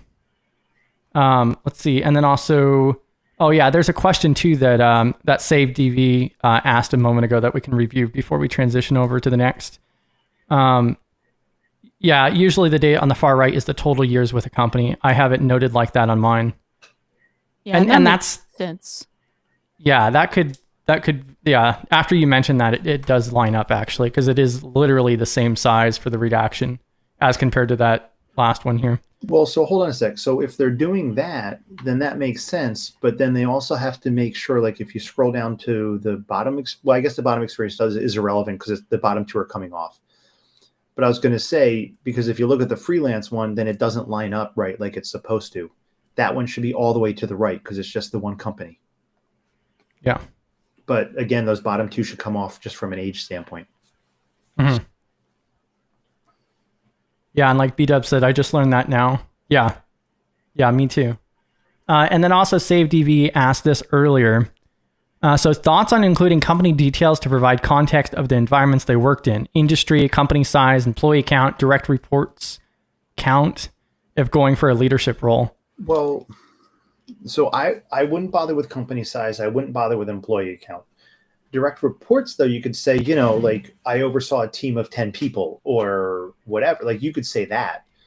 But to be honest, if you list that the company you work at is, you know, mom and pop groceries, they can look up for the most part what these places are, you know, and depending on the company, they'll be able to either look it up or they're going to know that company has roughly 1,000 people or 50,000 people. I don't think you need to mention that kind of stuff, you know, but I don't know. Yeah, I think it really, really depends. I mean, in one aspect, maybe you shouldn't disclose that information as well. Because, like, I know companies that don't want you talking about employee count or sizes and things like that, too, including, like, team sizes. I think it depends on the company.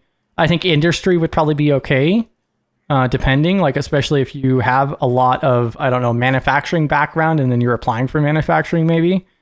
I think that really does depend. I do want to point out one thing. At the very end of this, it says, if going for a leadership role. So my thought is, you know, for management, director, whatever the case, I think you could absolutely be like, I led a team of X size, or I directed a team of X Correct. size. So that kind of context, I think, and maybe that may be more what they're asking versus the actual, size of the company or whatever the case. Um, just the details that apply directly to your role. I think that would still depend though, because like I've talked with people too where like they're under NDA for the size of their pen testing team and Well, things like that. In security, you got to think about OPSEC too. I mean, if you're under NDA, you're under NDA. Correct. You can't do anything about that. Right. So, but if you're not under NDA and, it's public information sometimes. So it really, context is key there. So, Yeah. it depends on the situation, the role you're applying to, the role you're coming out of, whatever the case. Yeah, and also like David mentions here, numbers are just numbers unless you show you helped build those numbers up or down, whichever is the point. And so like I have heard people say like, oh, I built a team of, 50 people to work on this project or something along those lines before too. Yeah, like don't just say the numbers, put some other metrics in there with it. What did you do? You have metrics to back it up. Right. Yeah. And most of the NDAs that I've seen when going for employment, it's pretty broad, like including operations, which would include team sizes. So I would just be careful. That's kind of what I want to include on that. Yeah. I think people are kind of loose on a lot of that stuff, to be honest. They don't think about it. Like even in security, you see security professionals listing out their unredacted resume on LinkedIn. Yeah. Come on, people. Yeah. Talk about pet peeves. You want to get my attention, post your phone number on LinkedIn going for a security role. I mean, of all people, we should know better, right? I've seen people put their actual home addresses on their resume and list it on LinkedIn before. Yeah. Their home addresses. And then they list on their resume that they are currently working for the DoD. Like, bro, come on, really? But hey, whatever. Chris, they were just beating the government to releasing all that redacted stuff instead, so it's okay.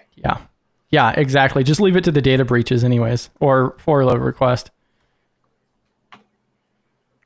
So the next one we have listed out here, which they didn't do a full redaction here, but I'll go ahead and run it anyways. Go ahead and get to your roasting here, B-dubs. It needs some formatting. Is that the nicest way you could put that? Yes. Okay. Yeah. So it needs, like, under certifications, you have a line. Where's your line under objective? I like the name at the top being centered. That's just me. I don't know if it matters that much, but I think it needs to be centered. The certifications, that could be formatted differently. For sure. Those, whatever that's called, to validate the certification, that's not immediately necessary. Remove those. There's no way those should be on your resume ever. You don't need those. And then to the right of that, there's so much white space that you're wasting right there. Put your certifications on 1 or 2 lines somehow where it looks nice. But I would also argue, B-dubs, right? You like stuff like the actual numbers for your cert. Never put that out in public. Never. Yeah. Why? It doesn't need to be out there, though. Oddly enough, they're the exact same, so those could be fake numbers, but they still shouldn't be there. Yeah. Right? Because if you think about it, someone else could say, "Well, that's mine," and pretend to be you now with, because then if someone then looks it up, oh yeah, so and so does have it. It's not worth putting something as specific as that on. I've never had. Definitely don't need to put it on your resume. In all the forever that I've been doing tech stuff, and said I have all sorts. No one's ever asked me for them. Yeah. So, the other thing is technology summary. I'm assuming that, it is skills.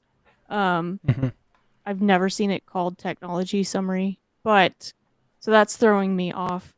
But I just don't like skills sections, and It's because I once upon a time had my own skills section, and it was drilled into my head to get it out of there because I don't need it. You can weave all of those keywords that are applicable to the job you're applying to. You can weave them all into your experience section. Or if you're trying to get into the industry, weave it into your project section or add bullet points to your certifications. There's ways that you can take that out. Yeah, and I was also going to mention this. What this looks like is it looks like they just exported it from LinkedIn and then added some details, because you can export from LinkedIn, and that's honestly what this looks like they did, and then they just added a few things. So I've not done that, so I wouldn't recognize what it looks like, but I know you can do that. But that could be why it has those numbers next to it. And I wanted to give a warning for everybody too. If you guys like dark mode, you might want to put your sunglasses on real quick, because I was going to show you this. So just one Mississippi, 2 Mississippi. All right, let's go. But so CompTIA does have this search here where you put in the candidate ID. You can put in the information for those numbers that are on there, along with their last name, in order to verify whether or not that certification is still valid or not. But it does give some details like first and last name and some other information. I could probably pull up mine. But I wouldn't put that out in public, especially on LinkedIn and wherever. It's not worth it, because if they say, well, before we hire you, we need this, that's okay. You can then pass it to them. But I wouldn't just have this in general, sending this off to everybody. Like, no.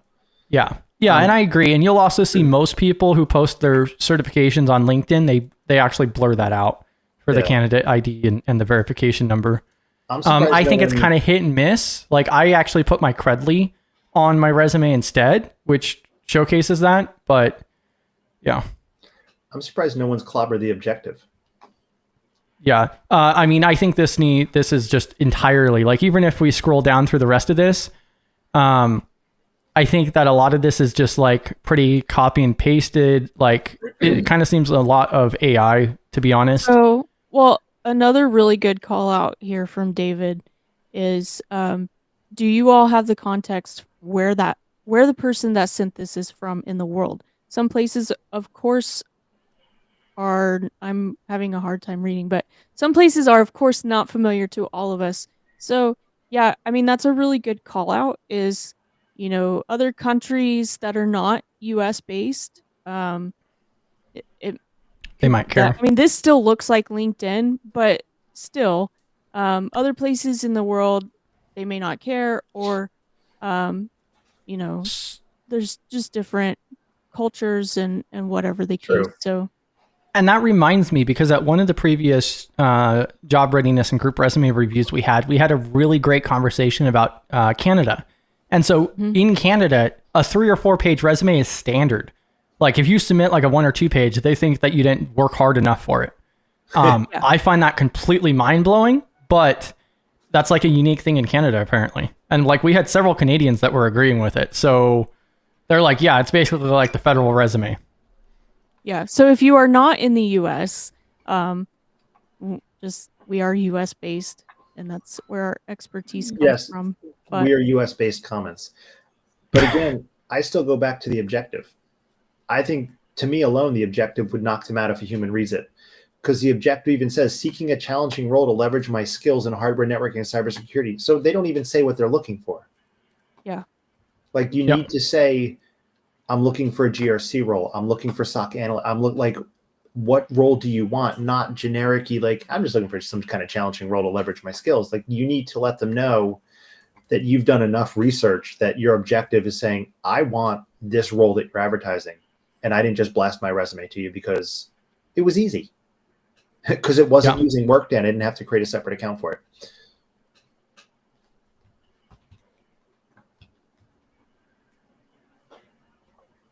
Yeah, no, 100%. That's way too broad. I mean, it's too generic. Cybersecurity is a huge umbrella. Yeah. Yeah, I'm pulling up this other one here. Oh, and I don't even know if I dropped this in chat or not, but this is what I had up earlier. I'm going to drop this in chat for the there are no entry-level roles in cybersecurity from John Strand that I mentioned earlier. I don't remember if I dropped that or not, but there it is.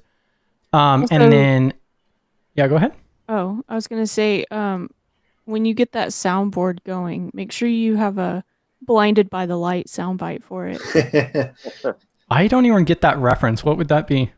It's an old song. Yeah. Oh, okay. I'll take note. Yeah, I that completely goes over my head. Let's see here. I was pulling up this other one too. Chris, if you drop it to Jerry, he'll probably he'll probably start singing it, knowing him. Right? He might.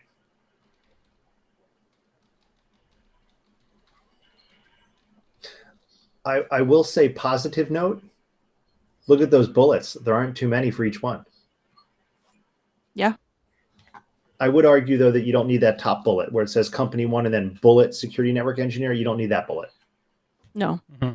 That one you don't need. But the amount of bullets underneath it is good. I don't know about the data that's there, but I'm just saying from the bullet number point, it's good. Yeah. I was just trying to set up this other one. So unfortunately, it looks like this next one over here that I was going to show you did not redact your resume.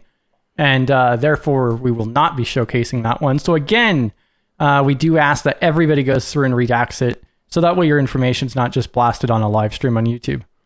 Unless you want that. You never know. So Yeah, you have a point. And actually, we're done with the resumes because 2 of them are unredacted. The last 2 are completely unredacted. So unfortunately, we only have 3 instead of 5. And I think 8-Bit has something to say. Gotta follow So directions. when it comes to this one, great points. Screw you guys. I think it's perfect. Yeah, exactly. It's absolutely perfect. Send it. Hired immediately. No, it's great points, and no, it didn't come off of LinkedIn, and not all of it was ChatGPT. Oh, do you know something about this one? A little bit. What do you know? What do you know? I know who wrote it. Okay. Yeah, and see, the best part is I don't even have. I purposely have this set up to not be able to identify them. So at least while we're going through it. Yeah, I don't even have it. I can go back and look and see if they submitted it along with it, but yeah, other than these last 2, I hate to be so hard on it or otherwise, but yeah, if you guys do submit it, because also the other thing is on our form that we have for it, we state that it goes through VirusTotal, so you guys should also be aware on the fact that now your resumes are uploaded unredacted to VirusTotal that people can access. It gets submitted for research and so forth. So, yeah. That's why. But yes, 8-Bit is very sus. If you were unaware of that, yes. We should probably start a disclaimer for that as well on top of our PBO disclaimer. There you go. 1000%. Especially when it comes to self-hosting. Very, very sus. He's even more sus than I am, and that's pretty sus. Yeah. Let's see. Entry-level cybersecurity and MSP that only manages firewalls. Oh, that must be in reference to one of these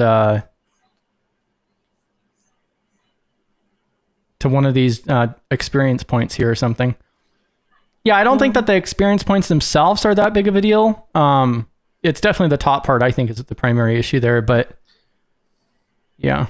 Well, yeah, maybe it's not that the MSP only manages firewalls, but maybe that their role only managed firewalls. Yeah. Mm-hmm. Within the MSP.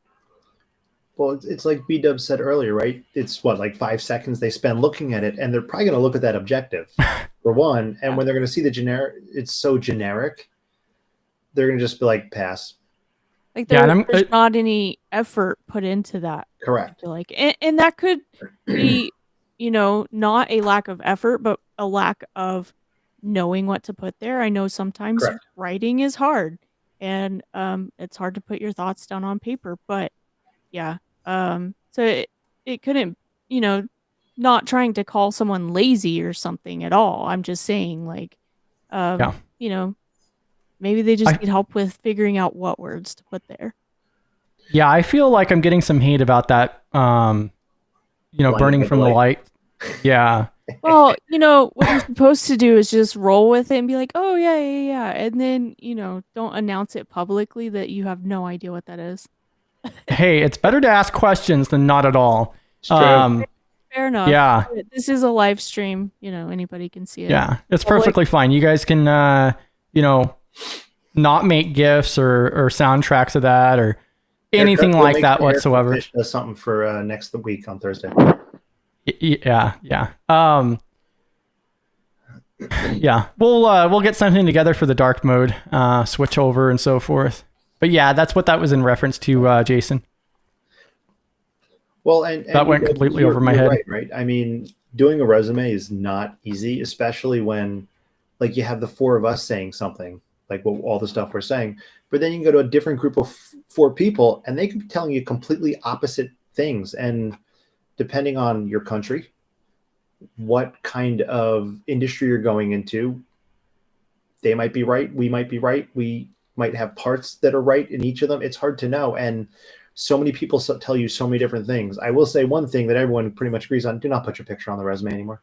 Just don't do it. This is not a driver's license. Correct. The other thing to add to that is, even us four, we don't always agree on everything either. Correct. It's all personal opinion. So No, I take it with a grain of salt.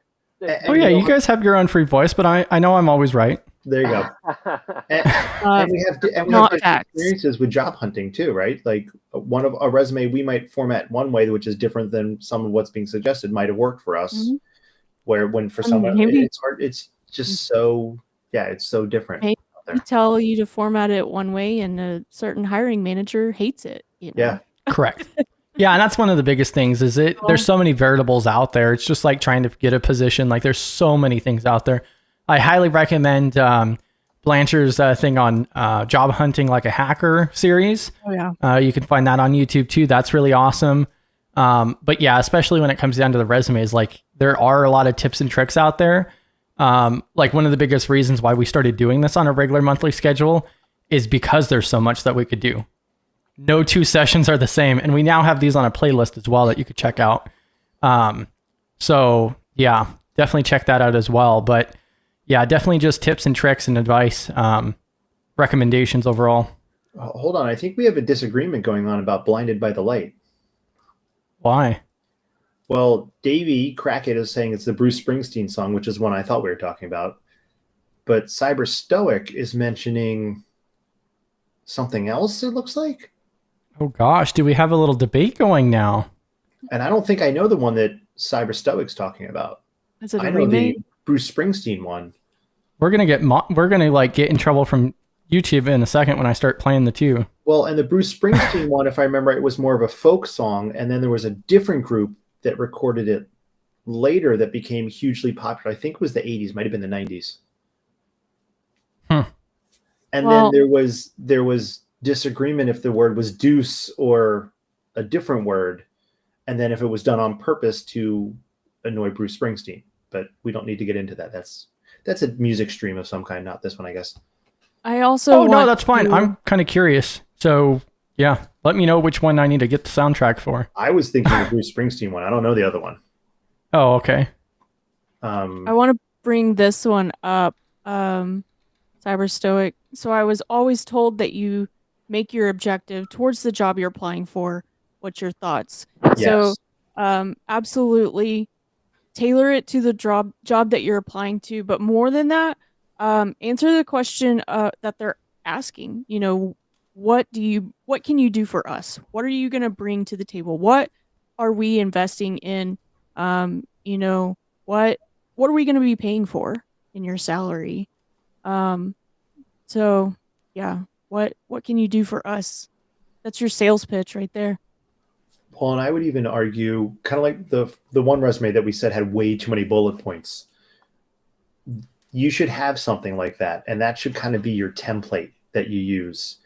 And then what you do is you take that, you save it with whatever job, the name of the job you're looking at, and then you pull out the stuff that doesn't fit it and tighten that up a little bit.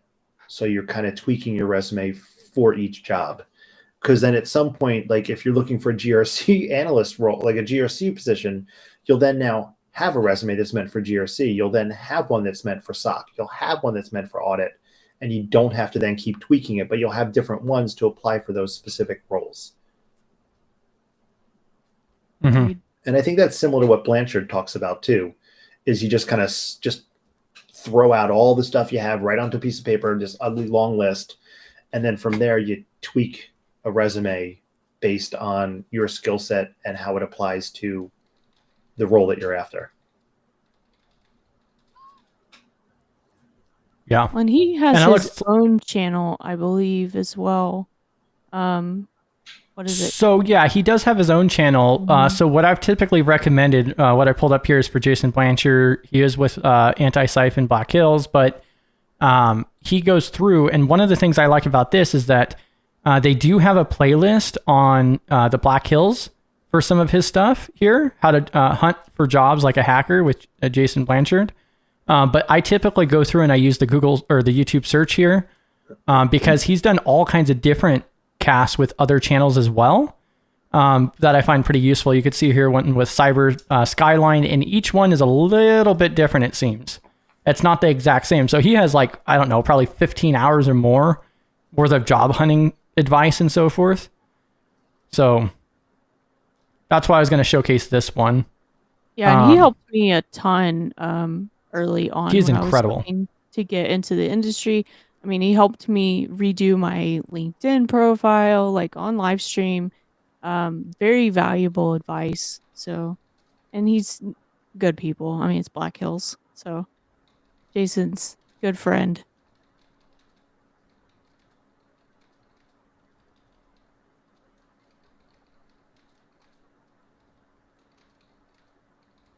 Yeah, I'm just responding to this real quick. Also, don't forget to grab the badges. I dropped that in chat a moment ago. So if you go over to our live chat channel on our Discord server, then you can also do GRC Mafia, and the bot will give you a little check mark, and then you get a special icon next to your name for the next week as well. Let's see. Yeah, is that the third song that's now been mentioned? So do I have to watch 3 different songs? No, I think Manfred Mann's the one. I think they kind of covered it, and it became massively popular. I think that might be what is. I think they might be the group I'm thinking of. Okay. Yeah, because I'm going to have to like make a list now. You guys need to like DM me which ones you guys are talking about, so that way I can get that figured out. Because it would be even worse if, hey, I don't know, and then you guys tell me, and then I put the wrong one on. First time I use it, I'm like, oh, we're going to swap, play the emoji sound real quick. And then you guys are like, what the hell's that? I thought there was only one version of this song, but it was sung in different styles. Okay. Bam. Yeah, I'm going to go ahead, take this down. Now we can come up on the big screen here. Oh, you're not even in the dark anymore, 8-bit? Now you got a wall? And even then, it's a white brick wall. What's wrong with you? Give like a Pink Floyd reference, man, with the wall. Come on. Yeah, have you not watched Tyler Ramsby? Which, if you guys don't know, you guys can see my hat right here. I got it. Nice. Oh, nice. I also got the T-shirt too a couple weeks ago. Really nice hat, and the T-shirt's like really heavy. Actually, it's pretty thick. Honestly, it might be too thick for the summertime, but it's honestly way better than any of the other cybersecurity shirts I've gotten. Like better than the Black Hills even. Nice. So. See now it's there you go. Dark mode now. There you go. Now you're in your natural habitat.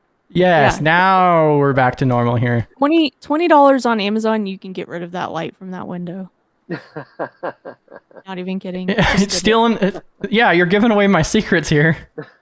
Honestly, just a couple of links. there with some like painter's tape would do it too. I mean, it's even cheaper. Yeah, if you guys tuned in to the CISSP study group on Tuesday and joined us in VC, which was amazing, highly recommended. Not biased whatsoever here.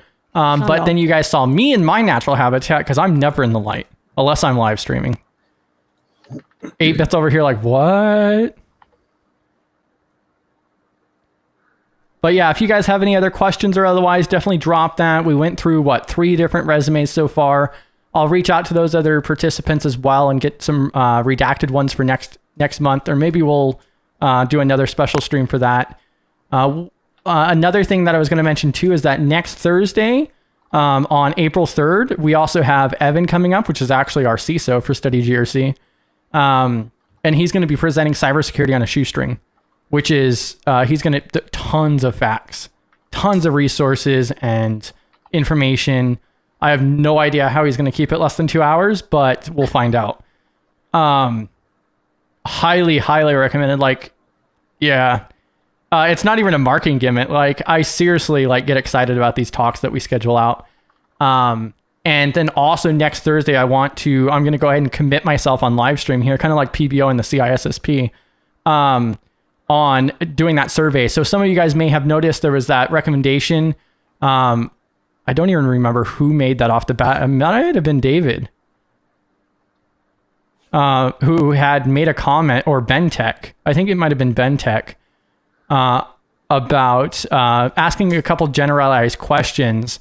Like, oh, does your employer allow you or support you in your participation with Study GRC or cybersecurity communities and some stuff like that? And so I want to go through and make a community survey to see what people want to see, what kind of things are we helping you guys with, and how we could also do better. Because also on the 12th is the State of Study GRC for quarter 2 on the 12th. So next Thursday, I'll release that survey for everybody, and I would highly appreciate you guys to fill that out. It will be anonymous. Unless 8-Bit doesn't. Because he'll put 8-Bit in some of the information somewhere. But yeah, that's some of the different facts that are going around there. And then also, we literally just play the giveaway every single month on, a shoestring. So if you guys have a recommendation, we do try to keep that at a $50 budget every month. But if there's something you guys want to see on the giveaway, definitely drop that in the Discord as well. Bam. So that's my little spiel to fill in a few more minutes here. Any other questions or anything else? What about you guys on the panel? I don't think so. I think I'm good. Yeah. Bam. Definitely. GRC Mafia. David B grabbed his badge. Fancy. Oh, can I load that in? I'm going to try to load this in real quick. I have my badge every week, but the funny thing is you can't see it. Oh, I can load this in. Oh, awesome. Oh, wait, can I? Jeez, I don't even know. Are It's you like okay? a Jerry stream. Yeah, exactly. Figuring out as we go. I think I have to upload it differently because there's a very particular thing that I wanted to show real quick as well. Let's see. I got to find it first. Here we are. So in regards to David, I wanted to show this real quick. As soon as it starts analyzing, we'll see it here. But yeah, thank you all for tuning in and joining us tonight. So to David B over here.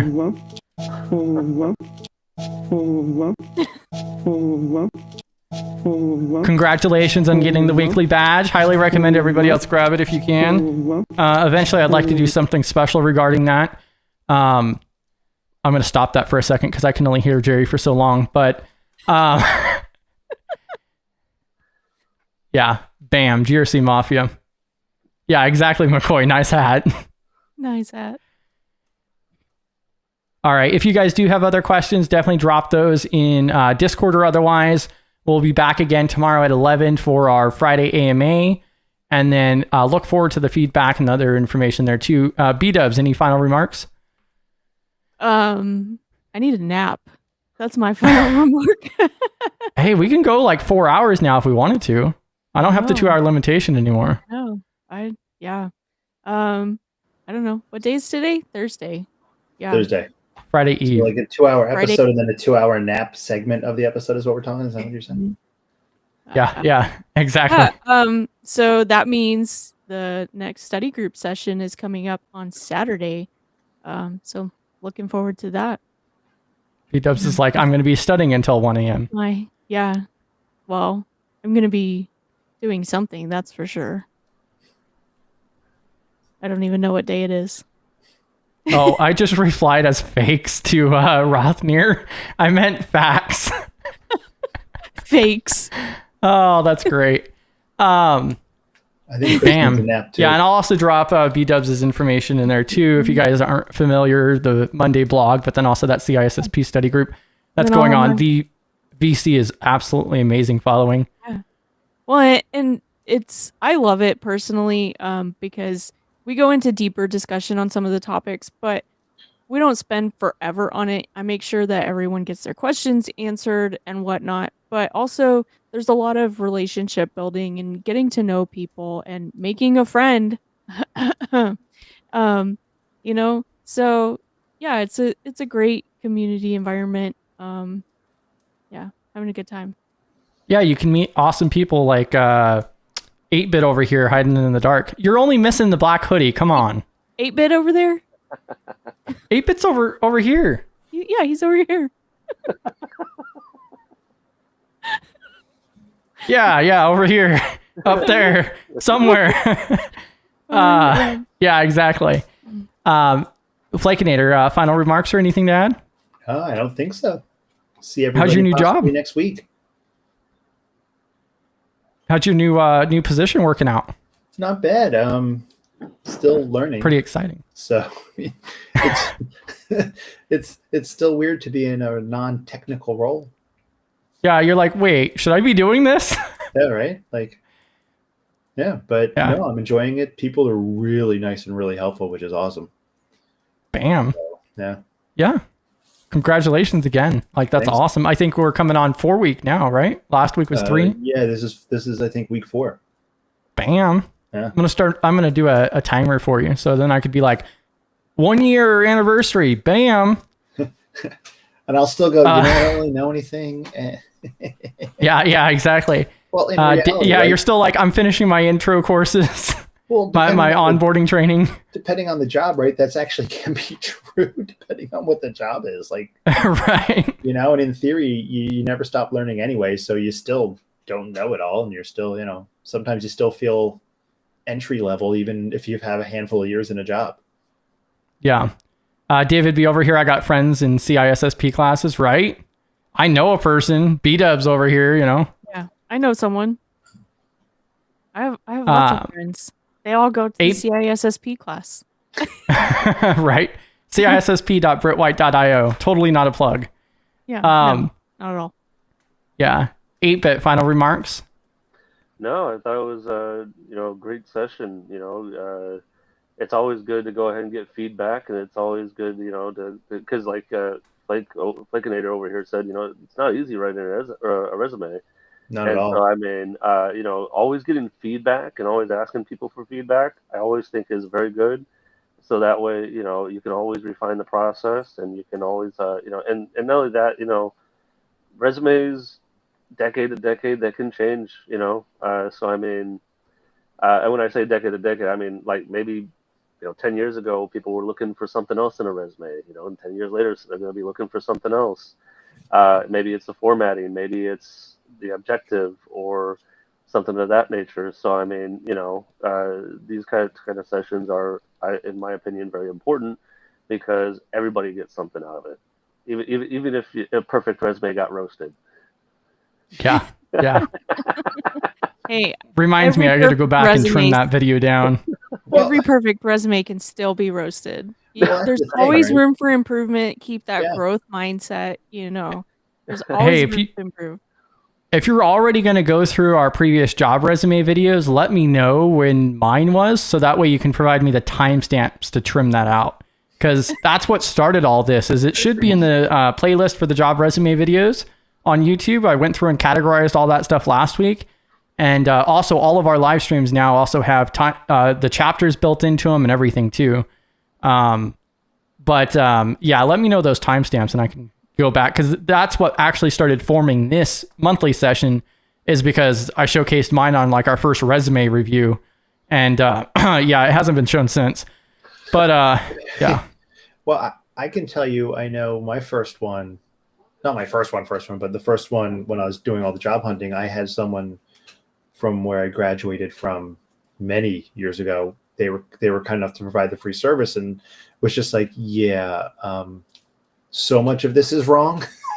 Yeah. Because so much of it has changed since you last wrote this. And yeah, like the content was okay, but it got ripped apart in terms of formatting, and like the objective had to change, and bullet points, there were too many, and there weren't any metric, so even a perfect resume still is going to have people commenting, because there's no such thing as a perfect resume. Well, and I want to throw this out there too. It is much easier for me to comment on other people's resumes than it is for me to write my own.